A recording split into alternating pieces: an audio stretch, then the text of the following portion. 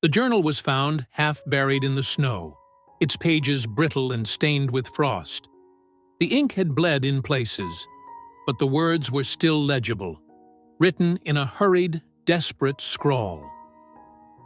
February 1st, 1959. We are not alone here. Something is watching us. The wind carries whispers, and the shadows move when we are not looking. I fear we will not make it back. Star. The final entry was dated February 2nd, 1959. The last sentence was incomplete, as if the writer had been interrupted mid-thought. The light in the sky, it's not natural. We must. The journal belonged to Igor Dyatlov, the leader of the ill-fated hiking expedition that vanished in the Ural Mountains. 9 experienced hikers, all students from the Ural Polytechnical Institute, had set out on a journey to conquer the treacherous slopes of Kholat Syakhl, the mountain of the dead. None of them returned alive. When their bodies were discovered weeks later, the scene was one of unimaginable horror. The hikers had fled their tent in the dead of night, barefoot and ill-equipped for the freezing temperatures. Some had suffered catastrophic internal injuries, crushed skulls, broken ribs, yet their skin bore no marks of violence. Others were missing their eyes and tongues.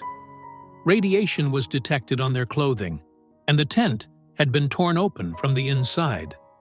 To this day, no one knows what truly happened on that mountain, but the journal offers a glimpse into the terror that unfolded.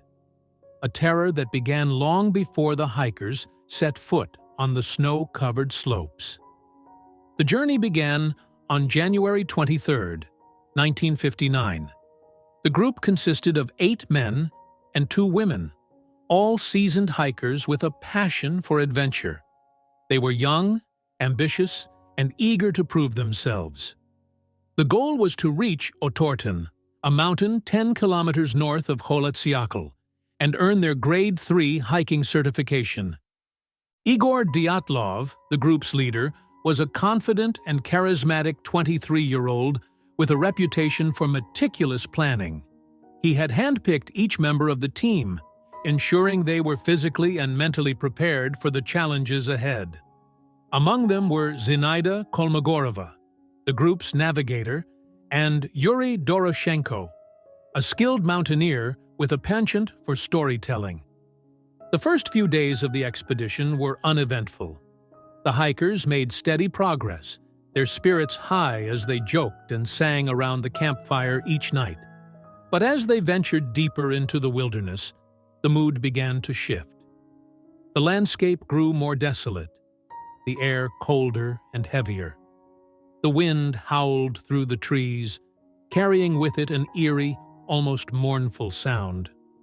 On January 28th, the group reached the edge of the forest and began their ascent of Kholat Syakhl. The mountain was shrouded in mist, its peak obscured by dark, swirling clouds. Dyatlov noted in his journal that the atmosphere felt oppressive, as if the mountain itself is alive and watching us. That night, the hikers set up camp on the mountainside. As they huddled inside their tent, the wind outside grew louder, almost deafening. Zinaida remarked that it sounded like voices, whispers carried on the wind.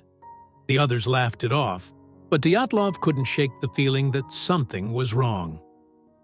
The following days were marked by strange occurrences. The hikers reported hearing footsteps outside their tent at night, though no tracks were found in the snow. Their compasses began to malfunction, spinning wildly as if influenced by an unseen force. Dyatlov's journal entries grew increasingly uneasy. January 31st, 1959. The mountain is playing tricks on us. The wind, the shadows, the sounds. It's as if the mountain is trying to drive us mad. Last night, Yuri swore he saw a figure standing outside the tent, but when we looked, there was nothing there. Star. On the evening of February 1st, The group reached a small clearing on the mountainside. They decided to set up camp there, despite Dyatlov's reservations. The clearing felt exposed, vulnerable, as if they were being watched from all sides. As the sun set, the temperature plummeted. The hikers gathered inside the tent, their breath visible in the freezing air.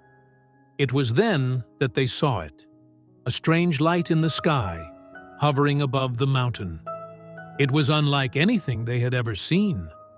A pulsating orb of orange and blue, casting an otherworldly glow over the snow. Dyatlov's journal captured the moment in vivid detail. February 1st, 1959. The light, it's not natural. It moves as if it's alive, pulsing and shifting in the sky. We can hear a low hum, like the sound of a distant engine. The others are frightened, and so am I. What is this thing? Why is it here? Star. The light grew brighter, illuminating the entire mountainside.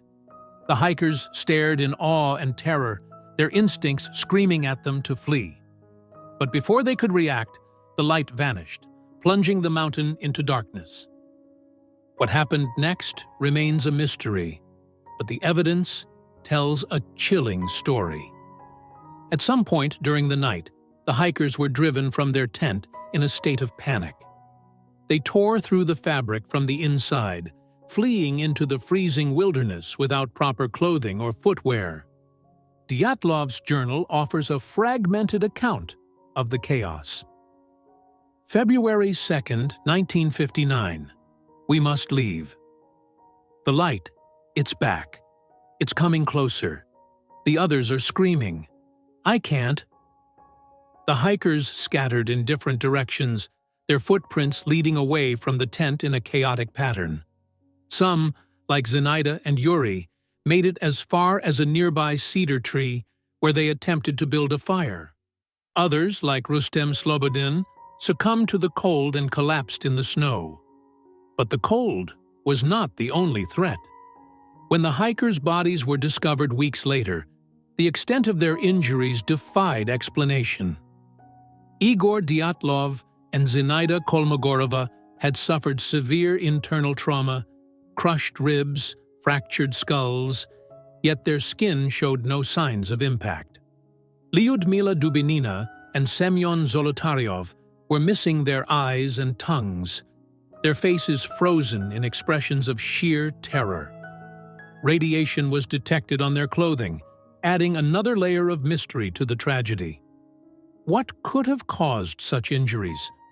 What force could have driven 9 experienced hikers to flee into the freezing night, only to meet such gruesome ends? The official investigation into the Dyatlov Pass incident was inconclusive. The Soviet authorities ruled that the hikers had died of a compelling natural force, but the details were classified, and the case was closed. Over the years, countless theories have emerged. Avalanches, military experiments, alien encounters, but none have provided a definitive explanation. The journal, discovered decades later, offers a haunting glimpse into the hikers' final days. It speaks of a mountain that seemed alive, of shadows that moved and whispers on the wind.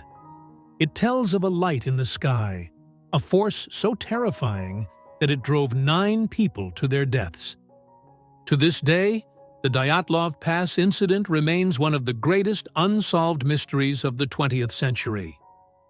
The truth may never be known, but the journal serves as a reminder of the courage and resilience of those who ventured into the unknown and the darkness that awaited them. Kholat Syakhl, the mountain of the dead, stands silent and foreboding, its slopes blanketed in snow. The wind still howls through the trees, carrying with it the echoes of a tragedy that defies explanation. Those who dare to venture near speak of strange lights in the sky, of whispers on the wind, and of shadows that move when no one is looking. The journal of Igor Dyatlov remains a testament to the mystery, its pages a haunting reminder of the 9 lives lost on that fateful night. And as the snow continues to fall, the mountain keeps its secrets, waiting for the day when the truth will finally be revealed.